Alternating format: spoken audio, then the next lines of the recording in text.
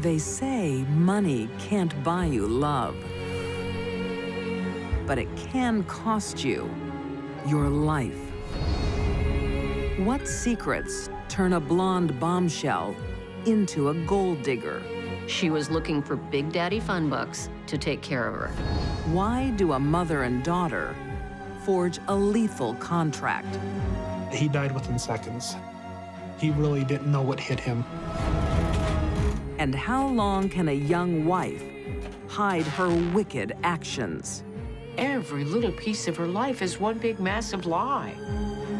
When these deadly women play the slots, they risk more than money. They gamble lives away.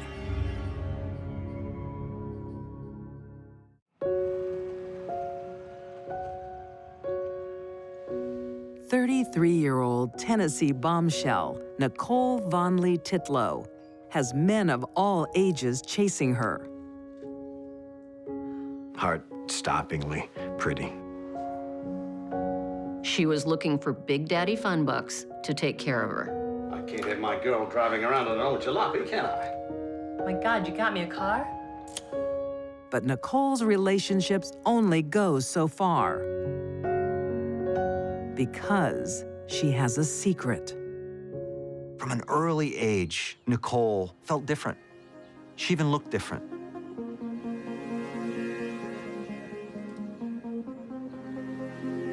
Nicole doesn't feel like a complete woman because she isn't.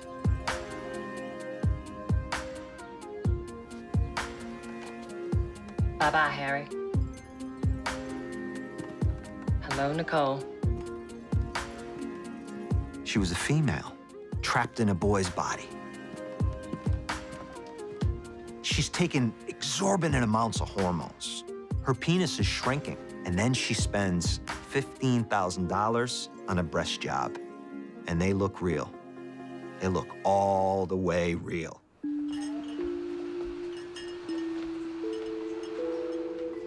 If she did not tell you that she had been born a male, you would never know. Oh, that's very nice. What do you think, Ma? But her transformation from boy to girl isn't complete. Ma, thing I gotta tell you. Nicole said, I want to have a sex change. Mom, I want a sex change. And of course, it surprised me. Sex change operations are expensive. I need to figure how I'm gonna pay for it. I just want you to be happy, sweetie.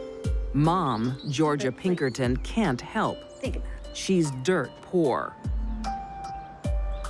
It's gonna take a while. But her sister, 61-year-old Billie Jean Rogers, is a rich gal. You should come live with us. I'll introduce you to all my rich friends. You look at Aunt Billie Jean. She left Tennessee to seek out fame and fortune. She didn't want to live poor. She wanted to live the high life. And, you know, she finds a guy who's got a little bit of money. You should think about taking her up on her offer. I thought Billy would help her improve her life. Because Billy was very intelligent, and I thought we should help her. No, Ma, you know how I feel about her. She's real smart.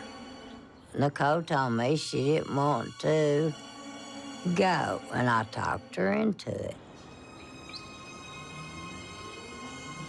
But Mom doesn't know Billie Jean's true intentions.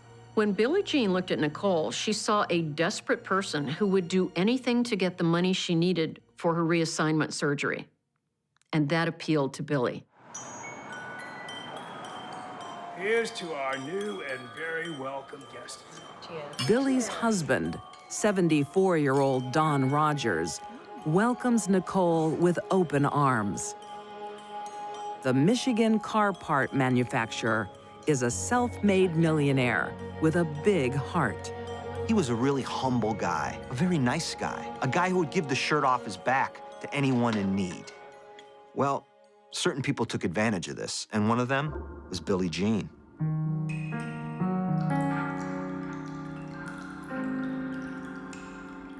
Don has a drinking problem and is happy to spend time alone, leaving Billie Jean to amuse herself.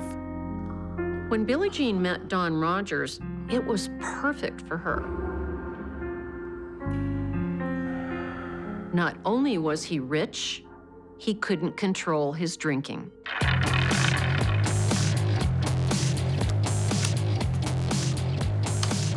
Billie is spending her husband's fortune in bars and casinos.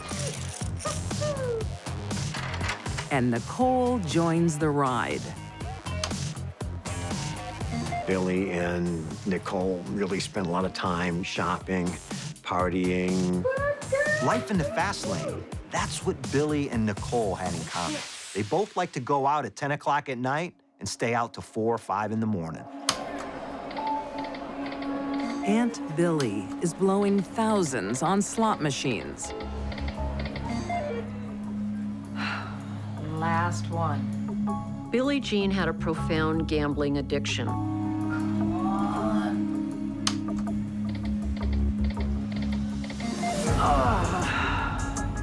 There were nights where it appeared she was spending between $10,000, $15,000, $20,000 at the casino and losing.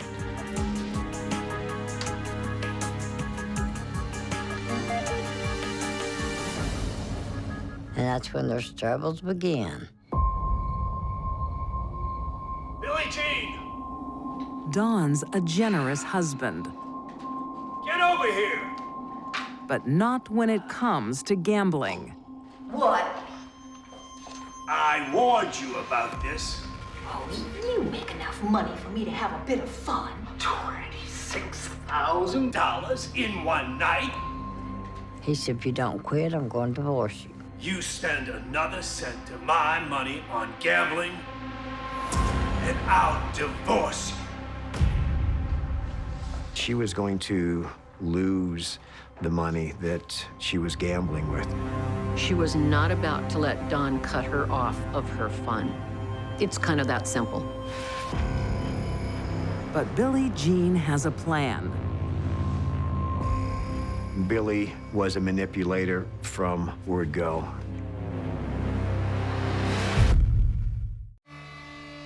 August 12th, 2000. Michigan millionaire Don Rogers ends his day like every other, drinking many, many nightcaps.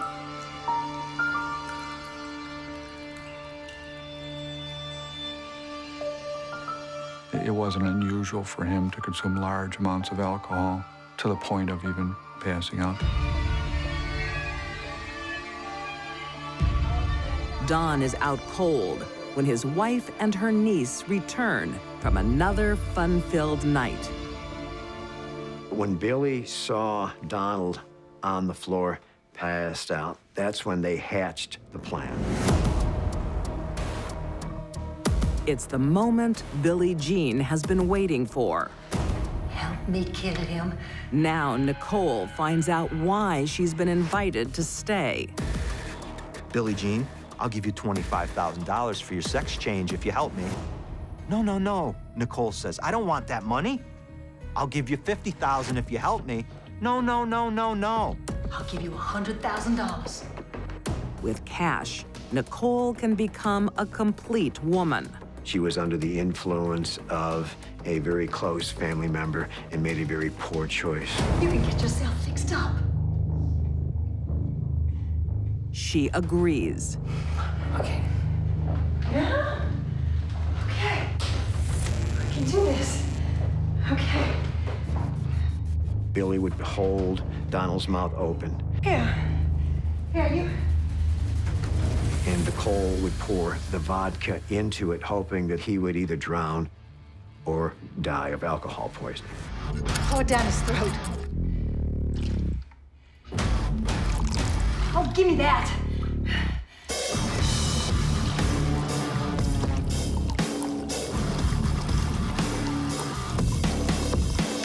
The unfolding horror gives Nicole second thoughts. Where are you going? Bathroom. Nicole, she stands up. I'm not helping you. I'm not doing this. She walks into the bathroom. She says she's in there for 10 minutes. She opens the door. She sees Billie Jean has a pillow now over Don's face, and she's smothering him with it.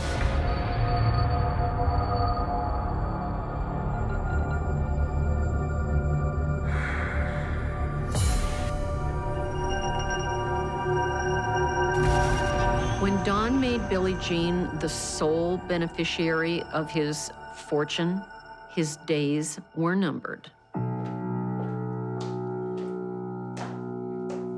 Billie Jean dials 911 to report a tragedy.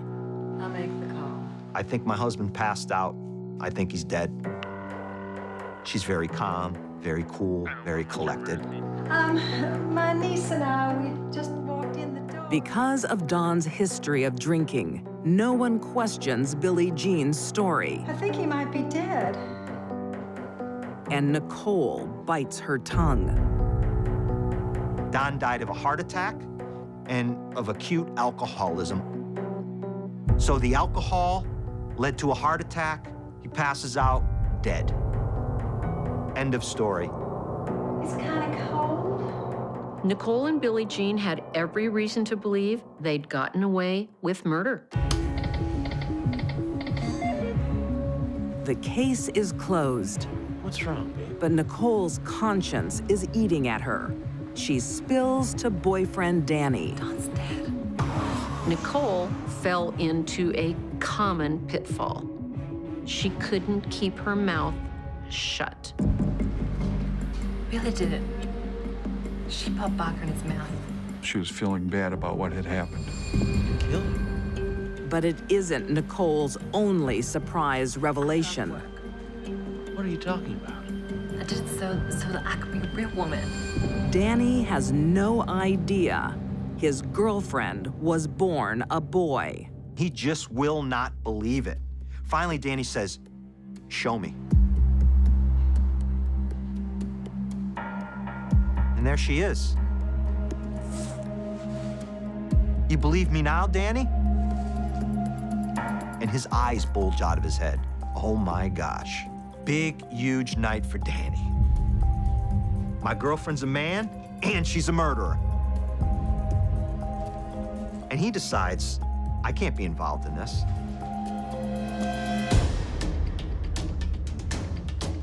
Shattered and scared, Now remember, in her own words.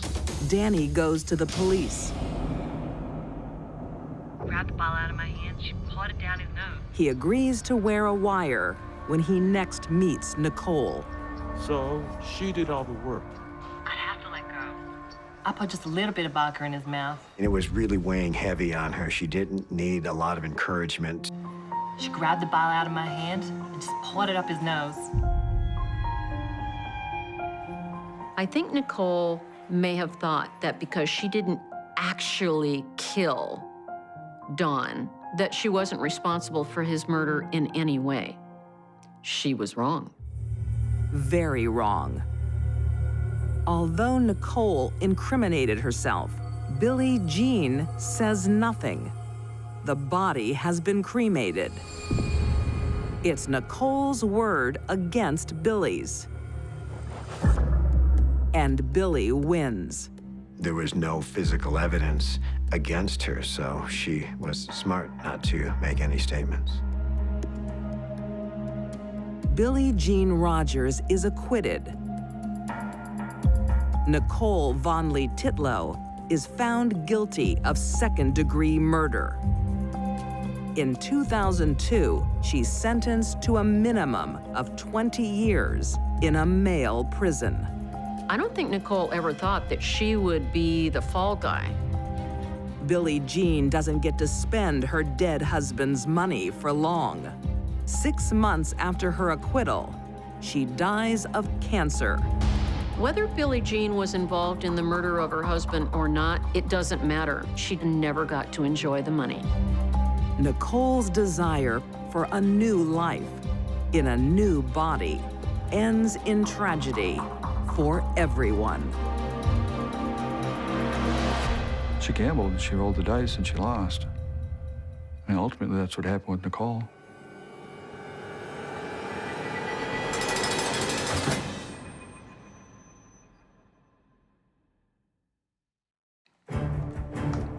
Some mothers and daughters share a special bond. Sandra was Dawn's friend. Then what are you gonna do, huh? They look out for each other. I hate him. Right to the end. That's what 29 years of marriage and a person's life is worth.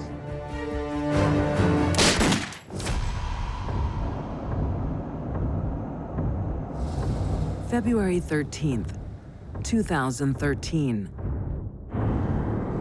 A family's life changes forever when 33-year-old Dawn Richburg arrives home to find they've been robbed. Someone's broken into our home. Police officers discover this is no ordinary home invasion. Investigators arrive and find the body of her stepfather. 47-year-old Michael Barajas has been gunned down in his Colorado Springs home. There were 2 gunshot wounds that he suffered. They hit him through the heart and the spine. He died within seconds. He really didn't know what hit him. The home's been ransacked and tagged. There were a variety of phrases on the walls. One message left in the garage said, "You got jacked, fool." There were also references that seemed to suggest gang activity.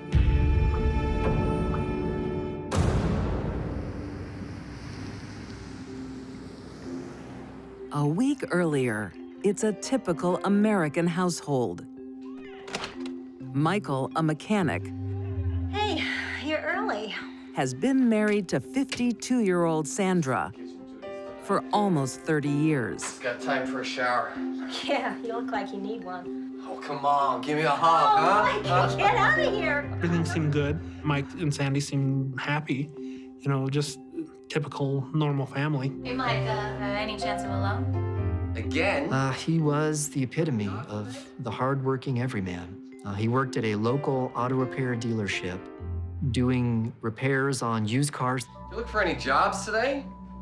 Mike's raised Sandra's 2 daughters as his own since they were youngsters. Thanks.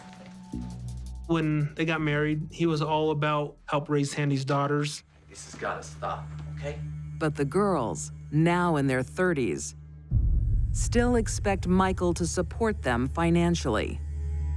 He's like, I agreed to raise him, not to raise him the rest of my life. And he was kind of getting tired of the financial drain.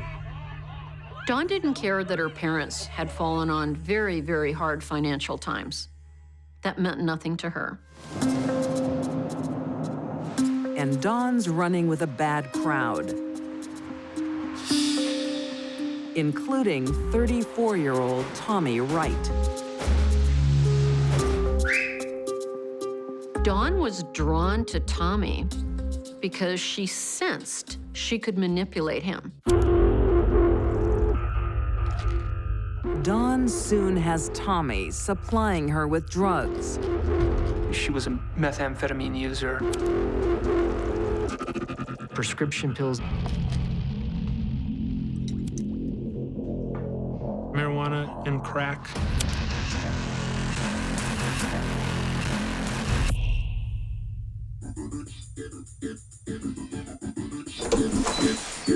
Get up! Get her up. Dawn. Dawn. Michael tries to put his foot down. I warned you. No drugs under my roof. You're not my father. Okay, hey, settle down. No, but this is my house, and I don't want you in it. He would always tell her, you know, I'm not going to put up with this forever. You settle down. But Sandra sides with her daughter, She goes or I go. making Michael the outsider. Sandra and Mike were not a united front regarding Dawn. Sandra was Dawn's friend. She made Mike the enemy. Then what are you gonna do, huh? Finally, Michael declares he's had enough. I hate him. He wanted a divorce and he was gonna leave her. Michael's the sole breadwinner. If he leaves, so does their cash flow. They would have been in a real pickle. These were two women who had no interest in taking care of themselves at all. But the fatal home invasion changes everything. Dawn! What's happening? Now Sandra realizes she's lost a good husband. Sandra appeared to be acting completely the way somebody would if they were really concerned about what had happened inside the house. Dawn's behavior is a little odd. Dawn's demeanor in particular wasn't consistent with what you'd see from a woman who just lost her stepfather. She was almost emotionless. But she has an alibi. Dawn produces time-stamped receipts that prove she can't be the killer. I've got the receipts, they've got dates and times on them. For a family member to volunteer time-stamp receipts proving they weren't at the house during the murder is a double take. Who does that? Investigators find it all a little too convenient. At that moment, Dawn drew red concentric circles right on her forehead.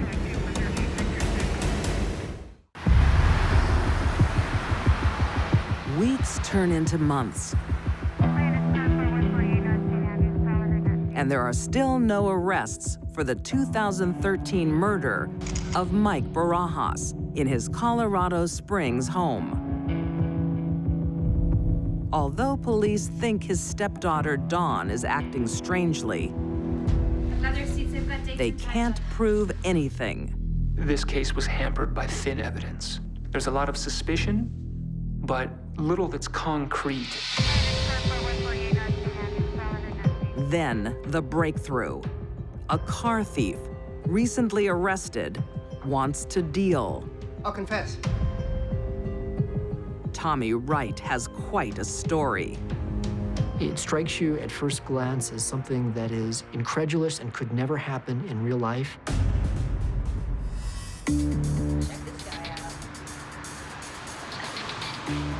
He says he knows Dawn Richburg and her sister. He met them at a gas station. They strike up a conversation at the gas station.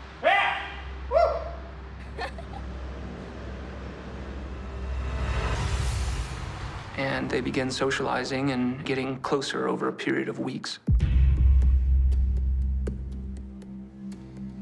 Tommy confesses to doing drugs with Dawn.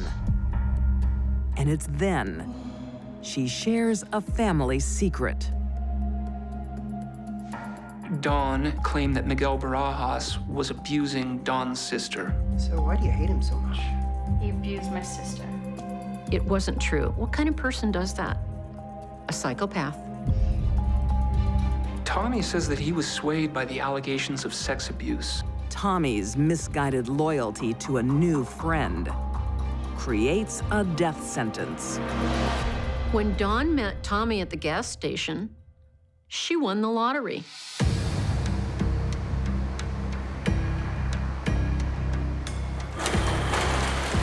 February 13th, 2013. Thanks to Dawn, Tommy Wright knows just where to find a murder weapon. Or two. He goes into the basement and he raids Miguel Barajas' gun cabinet,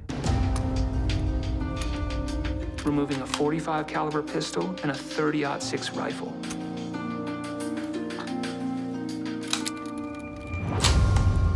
He takes the weapons into Miguel Barajas' bedroom and crouches down by the bed and waits for Mr. Barajas to come home from work. Mike came home early to get ready to go to Ash Wednesday Mass. As Mr. Barajas steps through his bedroom door, Tommy opens fire, both weapons at the same time.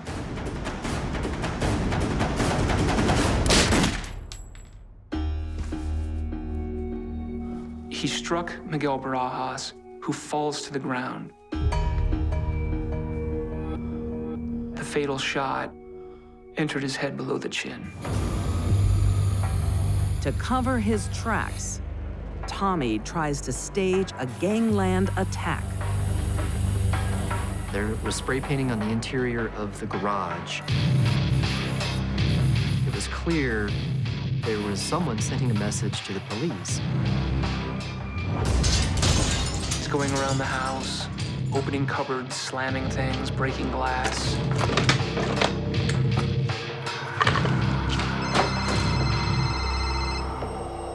The phone rings. A smarter killer might let it ring. Hello? And Tommy picks it up. It's Mike Barajas' brother. Mike can't come through the phone right now. Tommy stammers something about Mike being in the shower and hangs up the phone. He's in the shower. The caller has heard Tommy's voice, and so does the cab company that Tommy calls next. Yeah, I need a cab. Police use this recording and play it for the brother of Mike Barajas. How long will it be? I'm in kind of a hurry. He's 90% sure Okay.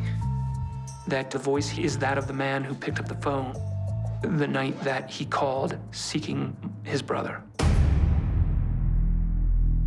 Tommy didn't know what he was doing, and murder was way over his head. You just sit tight. Tommy's confession has police shaking their heads. Kill him. No, I can't do that. We can make it worth your while. Then he drops another bombshell. Sandra was in full agreement. So we're gonna do this. We're gonna do this. To the point that she even suggested a few tips to make the burglary look convincing. He usually gets home about 6:30. Sandra offers to pay $500 for the murder. Mother and daughter are in it together. Sounds good to me. $500. That's what 29 years of marriage and a person's life is worth. This is another story of a mother and her kid using and abusing a nice, hardworking guy with a checkbook. So far, I haven't seen a cent. Tommy agrees to a police sting. We need to meet.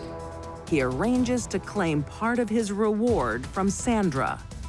All right, we'll meet. Okay, we'll meet.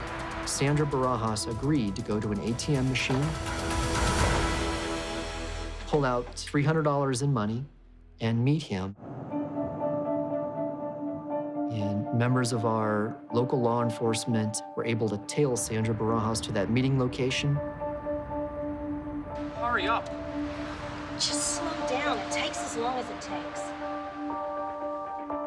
And finds the money,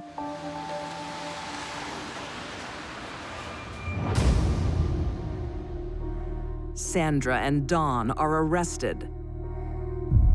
But this daughter is not going down without a fight. Immediately, she turned on her mother as the reason for her participation. And she describes only doing things because her mother made her do it. Authorities discover Sandra has a gambling problem. She spent all day long online gambling games. Divorce leaves her with nothing. But Mike's life insurance will keep her habit alive. Well, what was Sandra to do? Get a job? I don't think so. It was much easier to kill Mike and get the insurance money. In 2014, Tommy Wright pleads guilty to second-degree murder.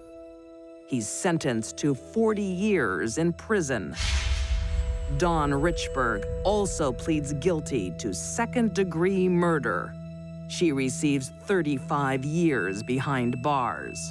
There is no evidence that Dawn enjoyed killing her stepfather, but I don't think she gave two hoots and a holler about him either. The longest sentence is reserved for the mastermind, Sandra Barajas. A jury found Sandra Barajas guilty of first-degree murder. She received a life sentence without the possibility of parole, though she is appealing her conviction. For the victim's family, the loss is compounded by betrayal. Mike gave everything to Sandra and her daughters, and in return, only greed. You know, he didn't deserve to go out like this. He did the best he can, gave his life to those women, and for them to, you know, I guess betray him that way, just is unforgivable.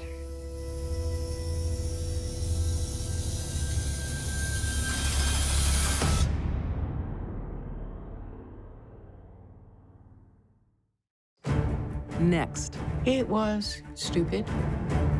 Once the lies begin, It was delusional. things never stay the same. It was wishful thinking. Someone has to take the fall. Soon enough, everyone was going to know.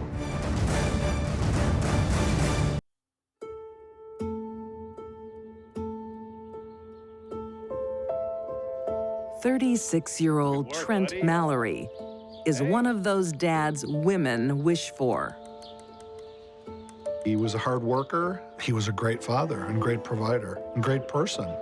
Amber, we made something for you. Come take a look. Amber Smith knows she has a keeper, and she needs one to help with their sick son.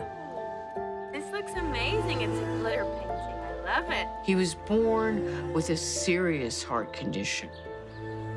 At one point, he got a heart transplant.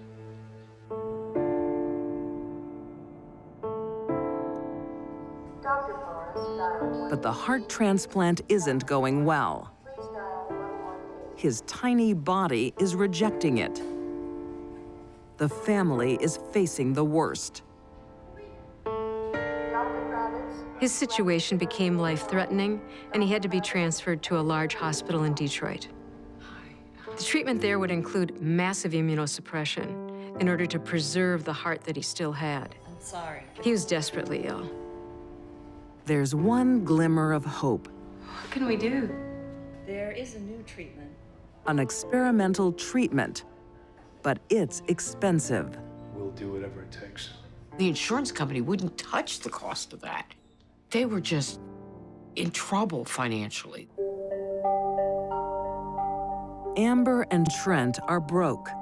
Their only hope: beg the public for help. You okay? Bit nervous. Okay, just look at my face. Forget about the camera. When parents find out a child is seriously ill and may die, their world stops. Nothing is more important than saving the child's life. We're rolling. Amber, how difficult has this been for you and your family? We go with that so that he can be here. The television station did a story on their plight of this poor family. Amber, how do you deal with this emotionally? I would live in a cardboard box before I would let Marshall die. You're very brave. People were really touched by her story. People responded. She said she needed $6,000 for a certain procedure. Oh my God, somebody's donated $500. You're kidding. And she had $5,500 before the deadline was over. I don't even know these people. Generous strangers open their hearts and checkbooks. Glass of wine? Yeah. Their son survives the crisis. But for how long? Amber has a secret, and it's threatening her son's life. She's gambling away.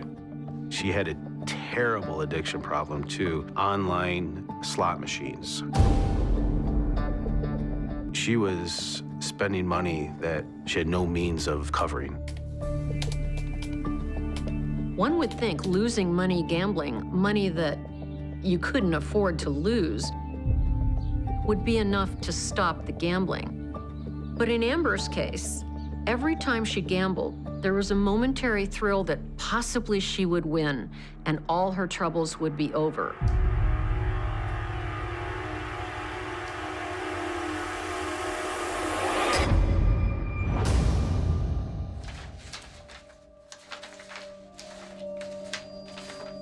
Amber's on a losing streak. Public donations have been spent.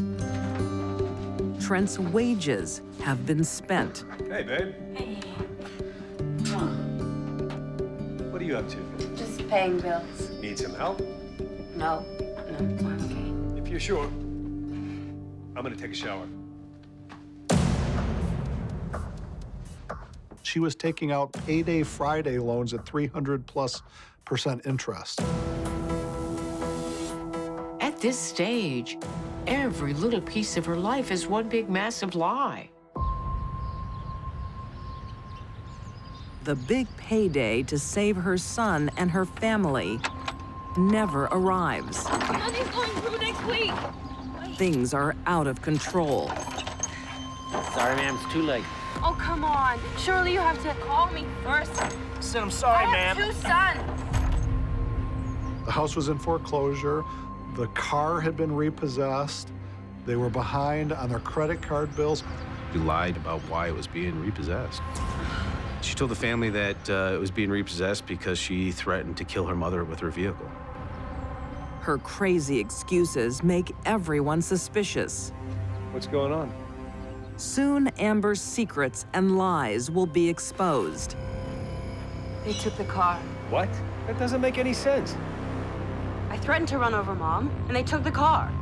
To her husband. Amber, tell me what's going on. To her children. To the generous public. She has betrayed them all. I can only imagine the panic she must have felt. Soon enough, everyone was going to know. In Levering, Michigan, 28-year-old compulsive gambler Amber Smith is in terrible debt. She's defrauded her husband, her family, and her community. Now there's almost nothing left to steal. Almost.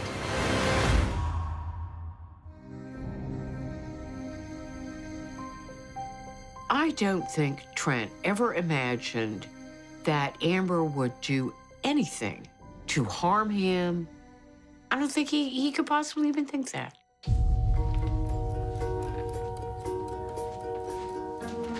The morning of March 6th, 2014, starts like any other. Amber had her day planned out.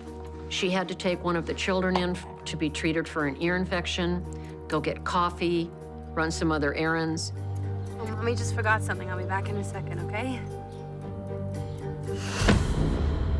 But Amber returns to the house. She wants to be alone with Trent.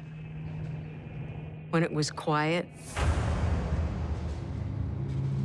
when it was just him and her, he was ambushed.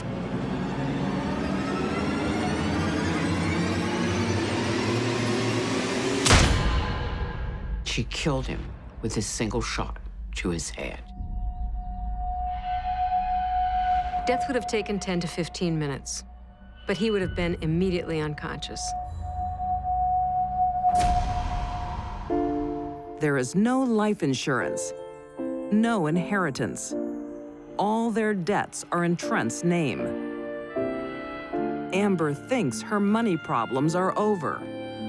She had this mistaken notion that when her husband died, every single bit of debt they had would disappear into thin air like it had never existed. With her children waiting in the car, Amber creates her own crime scene. A break-in. She put the gun in the car and went about her way. Amber hides the murder weapon in a snowbank.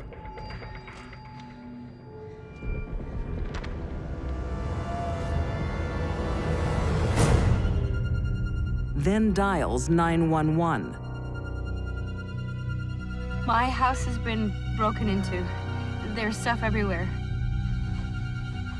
When police arrive, nothing adds up.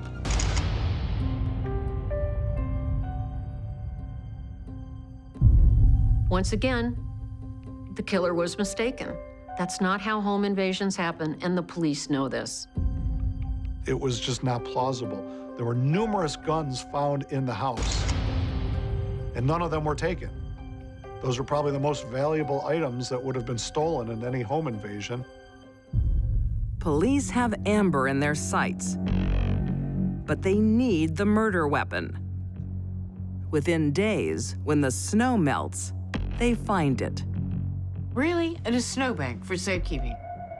Nothing this woman did makes any sense. Nothing. From the time she started gambling on, it was Stupidville. It gets worse. Amber has tried to sell the weapon online, leaving the police a digital trail. The gun in the snowbank combined with the pictures of the gun on her phone, there was no question at all about her guilt. Amber Smith is found guilty of first-degree premeditated murder in October 2014. She's imprisoned for life without parole. Anyone who could execute the person that they love the most in the world is extremely dangerous. No one denies Amber was under incredible stress. Some may even forgive her for trying to win big to save the family. But to murder her adoring husband? When Amber killed Trent, she not only took his life away, and she not only put herself in prison, she destroyed the boys' lives. I don't think it's ever possible to really know, because I don't think Amber understands what was going on in her mind.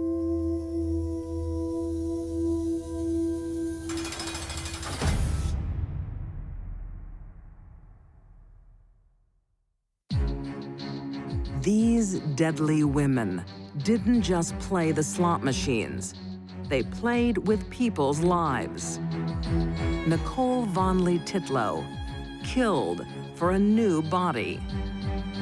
Dawn Richburg, snuffed out a life for a pittance.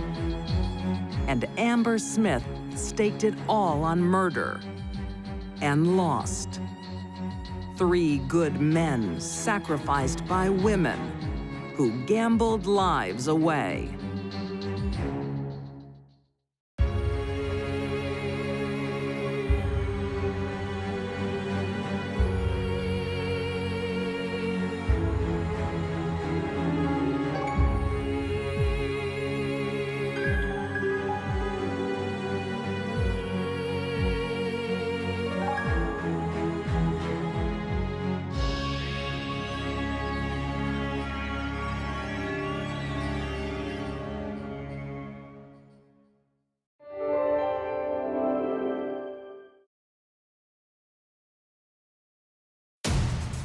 Beauty can bring a glamorous life.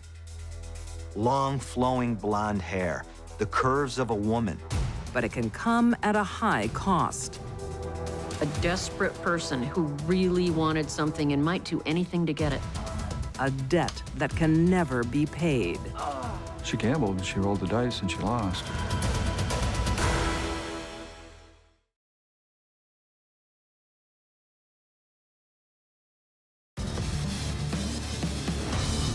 Nicole told me she did exist in trying to help Billy pour liquor down Don's stove.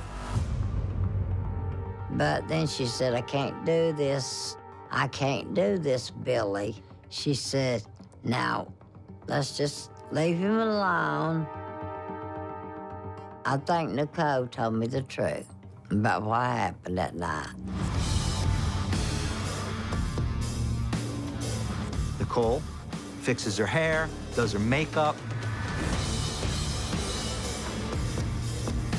What she was hoping was that Billie Jean would somehow get Don up, get him onto the couch, get him up to bed, so he could sleep it off, they could go out.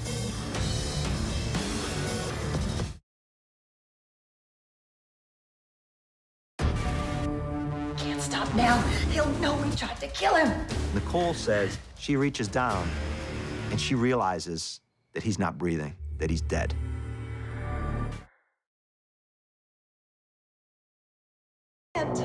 She wanted to leave her small town and marry a millionaire, and she did. She wanted to kill her millionaire husband, and she did. I don't know if he has a pulse. Can you please just send somebody here, please? Aunt Billie Jean soon rewards Nicole. Billie Jean began spending, and she shared. She gave a car and a lot of cash to Nicole. Her dream of gender reassignment was within reach. They re-examine the photos. Something a little bit odd about the positioning of his body. And he was laying on his back, but his legs were crossed. In the living room is a half a glass of water and Billie's shoes. Ma'am, whose shoes are those? They're mine. That means that they would have had to walk in the house, basically over his body, and sit down in that chair to have that glass of water in those shoes.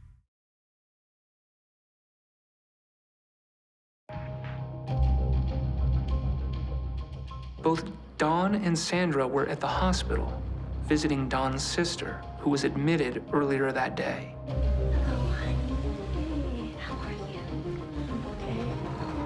We had surveillance video footage that showed, beyond any doubt, that they were clearly not at the home at that time.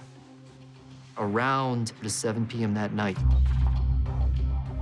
both women were headed towards the house, and Miss Richburg was our initial caller to the police.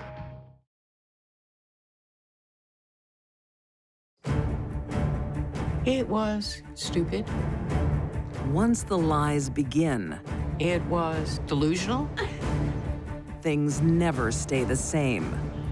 It was wishful thinking. Someone has to take the fall. Soon enough, everyone was going to know.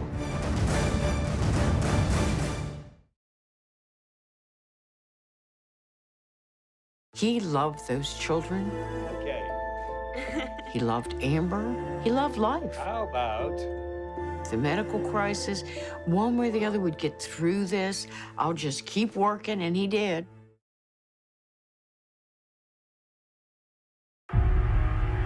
Amber finds it impossible to stop. She was going through $400 a week in a short 15 months. Amber had blown $25,000 of Trent's hard-earned dollars.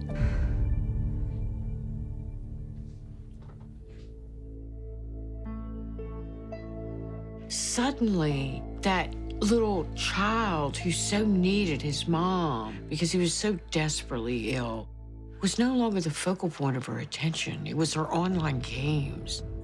She was drawn into them with a passion.